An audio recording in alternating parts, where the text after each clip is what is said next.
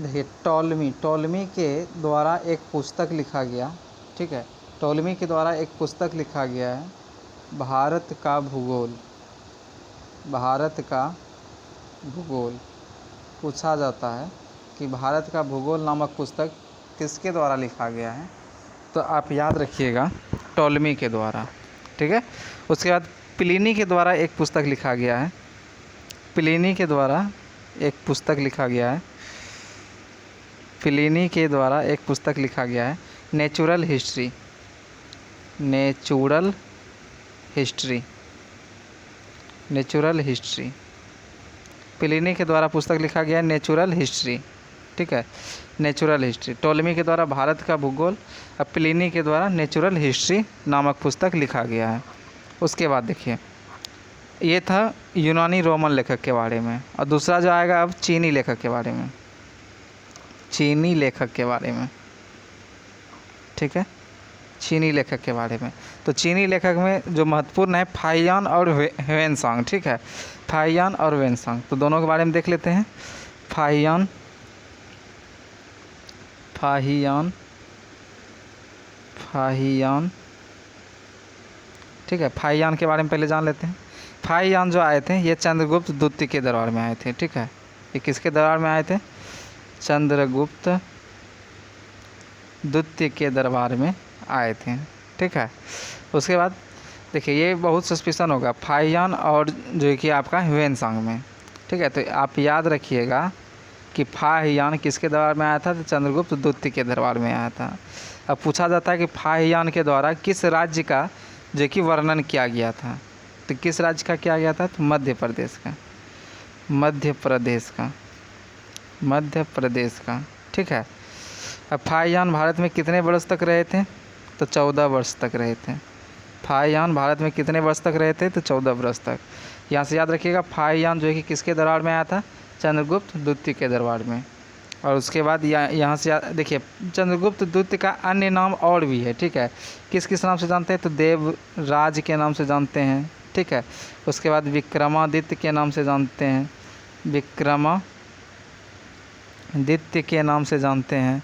महाधीराज के नाम से जानते हैं। परम भागवत के नाम से जानते हैं, ठीक है। ये सारे इसी के नाम हैं। उसके बाद देखिए, इसके आगे बढ़ते हैं। उसके बाद है ह्वेनसांग। ह्वेनसांग। ह्वेनसांग जो आया था ये किसके दरबार में आया था? हर्षवर्धन के दरबार में। हर्षवर्धन के दरबार में आए थे, ठीक है। इसके द्वारा जो अध्ययन किया गया कहाँ पे? तो नालंदा विश्वविद्यालय में। नालंदा विश्वविद्यालय। विश्वविद्यालय में, नालंदा विश्वविद्यालय में अध्ययन किया गया था, ठीक है। और इसके द्वारा एक पुस्तक लिखा गया है, क्या नाम है उसका? सीयूकी। सीयूकी। सीयूकी किसके द्वारा लिखा गया पुस्तक है? ह्वेनसांग के द्वारा, ठीक है। भारत यात्रा का जो पूरा विवरण है वो सीयूकी में लिखा हुआ है, ठीक है। एक सवाल पूछा जाता है कि ह्वेनसांग, ठीक है, ये तो आया हर्षवर्धन के दरबार में, और ह्वेनसांग जब नालंदा विश्वविद्यालय में अध्ययन कर रहे थे, ठीक है, नालंदा विश्वविद्यालय में अध्ययन कर रहे थे, तो उस समय वहाँ के कुलपति जो थे उस विश्वविद्यालय के कुलपति जो थे कौन थे? तो याद रखिएगा शिलभद्र थे। कौन थे? शिलभद्र थे। शिलभद्र थे, ठीक है। शिलभद्र थे, याद रखिएगा शिलभद्र, ठीक है। चलिए, यहाँ से इतना सा क्वेश्चन बनेगा आपका। उसके बाद देखिए, अब पढ़ते हैं किसके बारे में? अरबी लेखक के बारे में। अरबी लेखक के बारे में। अरबी लेखक के बारे में देखिए, अरबी लेखक में से जो महत्वपूर्ण जो है, सबसे पहला वो कौन है? अल-बिरूनी, ठीक है। कौन है? अल-बिरूनी। अल-बिरूनी की पुस्तक देखिए, अल-बिरूनी जो है ये किसके दरबार में या किसका जो है कि राजदूत था या किसके दरबार में आया था? तो आप याद रखिएगा महमूद गजनबी। महमूद गजनबी के दरबार में, ठीक है। महमूद गजनबी के दरबार में आया था, ठीक है। महमूद गजनबी के दरबार में आया था। उसके बाद इसके द्वारा जो पुस्तक जो लिखा गया कौन सा लिखा गया, किताब उल हिंद, किताब उल हिंद, किताब उल हिंद। या इसी को और दूसरा नाम क्या है, इसी का और दूसरा नाम जो है वो क्या है, तहकीक अ हिंद, तहकीक अ हिंद, तहकीक अ हिंद। तो किताब उल हिंद कहे या तहकीक अ हिंद कहे या हिंदी में भारत की खोज या भारत की खोज या भारत की खोज कहा जाए, ठीक है। ये तीनों पुस्तक एक ही पुस्तक है, ठीक है। तो किताब उल हिंद कहे, तहकीक अ हिंद कहे, भारत की खोज कहे। तो ये सारे जो लिखे गए हैं किसके द्वारा, अल-बरूनी के द्वारा, ठीक है। अब यहाँ से सवाल बनता है कि किताब उल हिंद अल-बरूनी के द्वारा लिखा गया है, ठीक है, लेकिन किस भाषा में लिखा गया है, यही सवाल बनता है, ठीक है। तो आप याद रखिएगा, ये है कौन से लेखक, अरबी लेखक, तो लिखेंगे किस भाषा में, तो अरबी भाषा में लिखेंगे, ठीक है। किस भाषा में लिखेंगे, अरबी भाषा में लिखेंगे, इसको याद रखिएगा, बहुत पूछा जाता है। अगला देखिए सवाल, Ibn Battuta, Ibn Battuta, Ibn Battuta के द्वारा, देखिए इब्न बतूता जो है कि इसके द्वारा पुस्तक जो लिखा गया है कौन सा, रेहला नामक पुस्तक, ठीक है। रेहला नामक पुस्तक लिखा गया है किस भाषा में, तो अरबी लेखक के बारे में पढ़ रहे हैं तो अरबी भाषा में ही लिखिएगा, है ना। देखिए तो इब्न बतूता के द्वारा जो पुस्तक लिखा गया कौन सा, रेहला नामक पुस्तक लिखा गया, ठीक है। उसके बाद देखिए,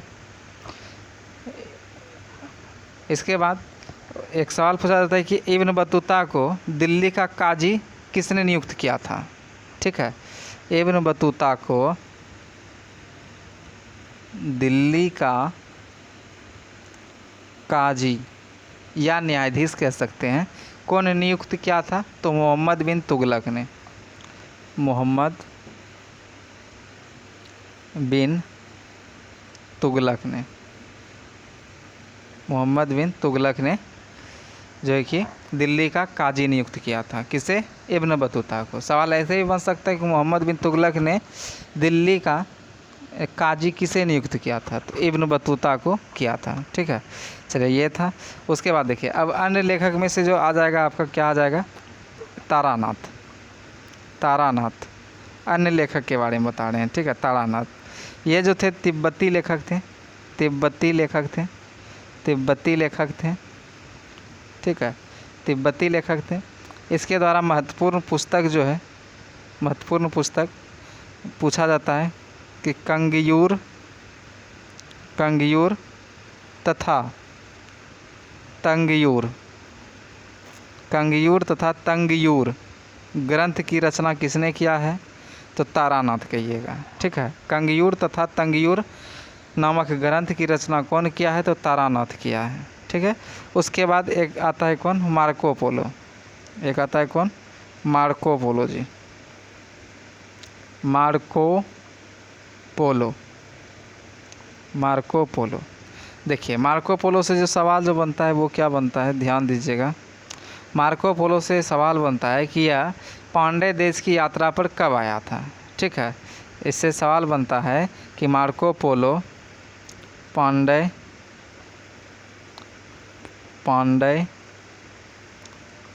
देश की यात्रा पर कब आया था, ठीक है, कब आया था, यही सवाल इससे बनता है। तो मार्को पोलो पांडे देश की यात्रा पर कब आया था, यही सवाल बनता है। तो कब आया था, तो 13वीं शताब्दी में, 13वीं शताब्दी में आया था, ठीक है, 13वीं शताब्दी में आया था। इसको याद रखिएगा, बहुत इम्पोर्टेंट है। मार्को पोलो पांडे देश की यात्रा पर कब आया था, तो 13वीं शताब्दी में आया था, ठीक है। तो ये था विदेशी यात्रियों से मिलने वाले कुछ महत्वपूर्ण जानकारी, ठीक है। और जानकारी के लिए बता दें कि डेली शाम जो कि 7:30 तो नहीं, आप नाइट बोल सकते हैं, डेली रात 8 बजे, ठीक है, डेली रात में 8 बजे टेलीग्राम पे स्पेशल बिहार पुलिस, ठीक है, बिहार पुलिस के लिए क्विज़ चलता है, ठीक है। बहुत ही ज़बरदस्त सेट रहता है, ठीक है।